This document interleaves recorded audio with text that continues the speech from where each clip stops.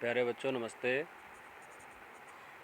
आप पढ़ रहे हैं अर्थशास्त्र, सामाजिक विज्ञान की जो किताब है अर्थशास्त्र, उसमें तीसरा पाठ चल रहा है आपका निर्धनता एक चुनौती। अभी तक आपको निर्धनता के बारे में बताया गया कि कैसे कैसे निर्धनता होती है और क्या क्या उसकी रूपरेखाएं हैं। दूसरा अब आप पढ़ेंगे निर्धनता रेखा क्या है। तो निर्धनता रेखा के बारे में, निर्धनता पर चर्चा के केंद्र में सामान्यतः निर्धनता रेखा की अवधारणा होती है। निर्धनता के आकलन की एक सर्वमान्य सामान्य विधि आय अथवा उपभोग स्तरों पर आधारित होती है। किसी व्यक्ति को निर्धन माना जाता है यदि उसकी आय या उपभोग का स्तर किसी न्यूनतम स्तर से ऐसे न्यूनतम स्तर से नीचे गिर जाए जो मूल आवश्यकताओं के एक दिए हुए समूह को पूर्ण करने के लिए आवश्यक है। मूल आवश्यकताओं को पूर्ण करने के लिए आवश्यक वस्तुएं विभिन्न कालों में विभिन्न देशों में भिन्न विभिन्न हैं। अतः काल एवं स्थान के अनुसार निर्धनता रेखा भिन्न हो सकती है। प्रत्येक देश एक काल्पनिक रेखा का प्रयोग करता है जिसे विकास एवं स्वीकृत उसके स्वीकृत न्यूनतम सामाजिक मानदंडों के वर्तमान स्तर के अनुरूप माना जाता है। उदाहरण के लिए अमेरिका में उस आदमी को निर्धन माना जाता है जिसके पास कार नहीं है, जबकि भारत में कार रखना अब भी क्या है, विलासिता मानी जाती है।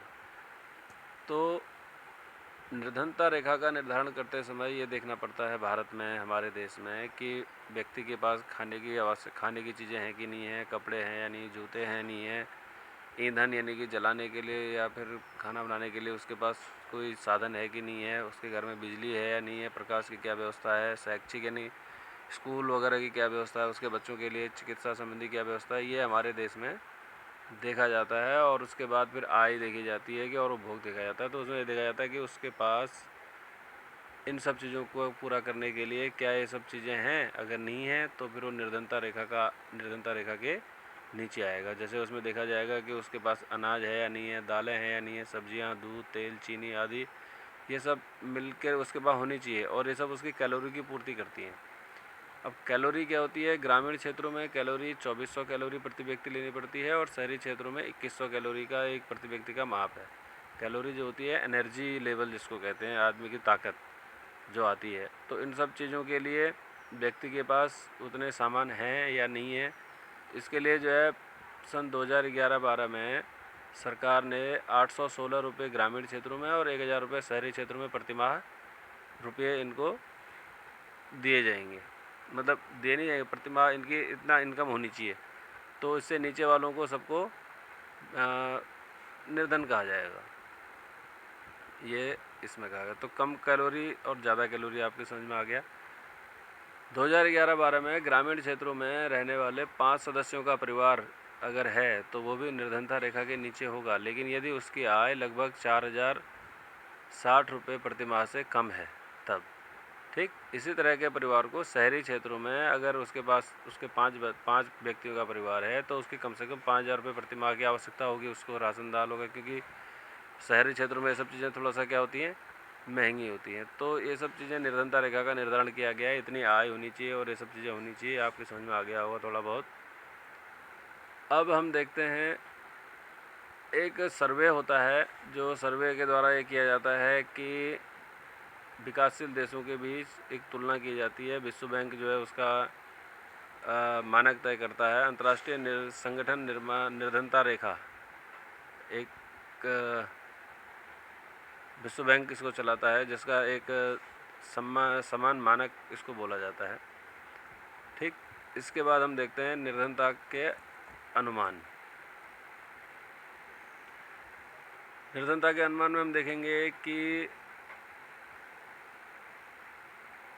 एक तालिका के द्वारा स्पष्ट किया गया है, यहाँ पर दिखाया गया है। इसमें दिखाया गया है कि भारत में जो निर्धनता है 1993-94 में ग्रामीण और शहरी क्षेत्रों में प्रतिशत के आधार पर है, और इधर निर्धनों की संख्या जो है करोड़ में है, शहरी क्षेत्रों में और ग्रामीण क्षेत्रों में। ठीक, तो इसको आप लोग देखें, इसमें अभी पढ़ते हैं, इसमें देखिए क्या क्या लिखा हुआ है, इसको अभी क्लियर हो जाएगा।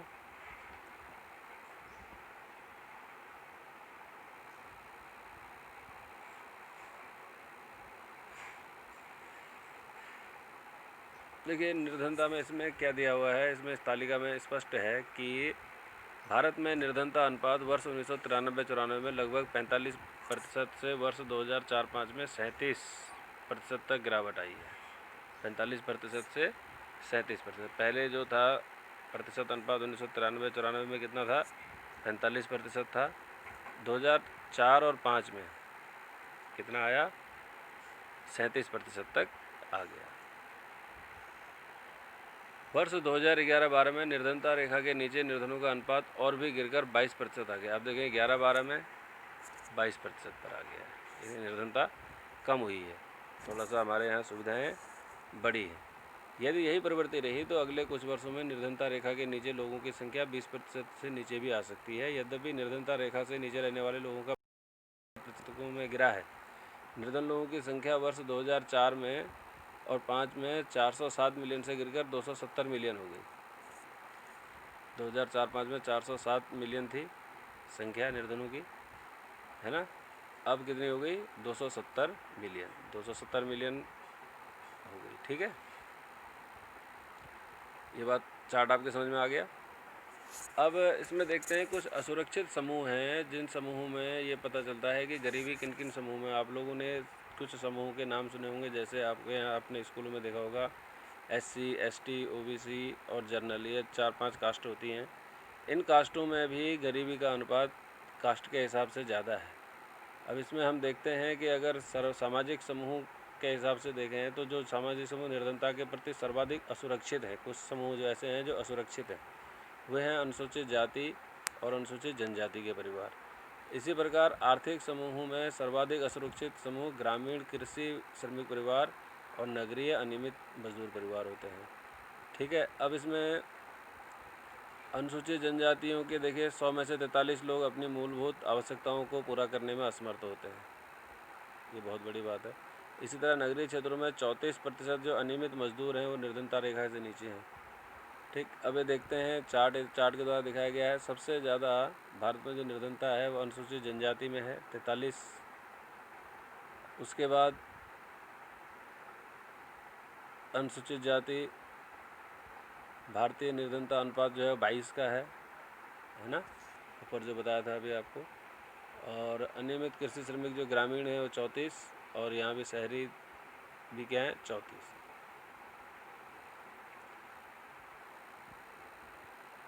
मैं शहर में पर्याप्त पैसा प्राप्त नहीं कर सका, इतनी अनियमितता से मैं अपने बच्चों को विद्यालय कैसे भेजूँगा। ये शिवरमन की कहानी है। ये शिवरमन है, इसकी कहानी देखते हैं। शिवरमन तमिलनाडु के एक कस्बे के निकट एक छोटे से गांव में रहता है। करोड़ हथकरघा और बिजली करघा से अपने कपड़ों के लिए प्रसिद्ध है। गांव में 100 परिवार रहते हैं। शिवरमन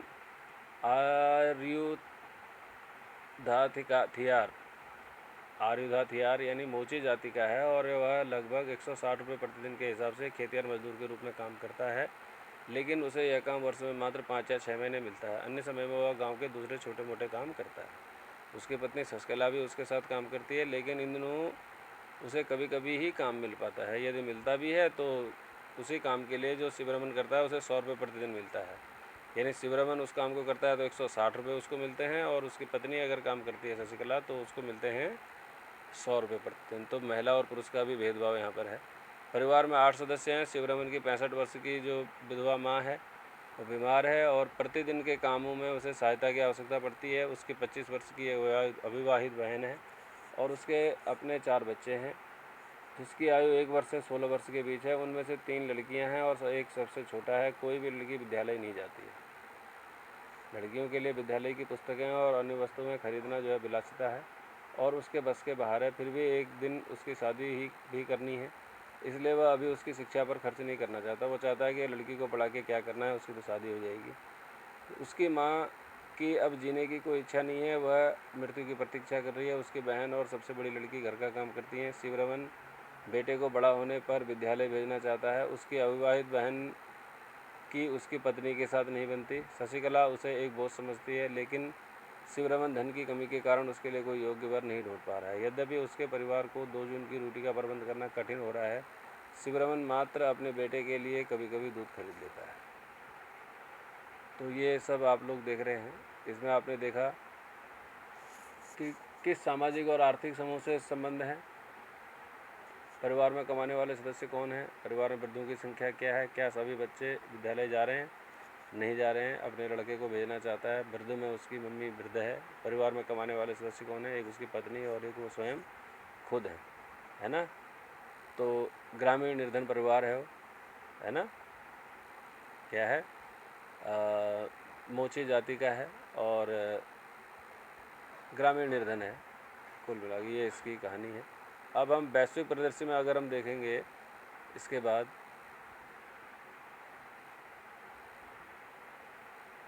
भारत की क्या स्थिति है ना, वैश्विक में, संसार में। तो इसके आगे पढ़ते हैं अब हम वैश्विक निर्धनता परिदृश्य।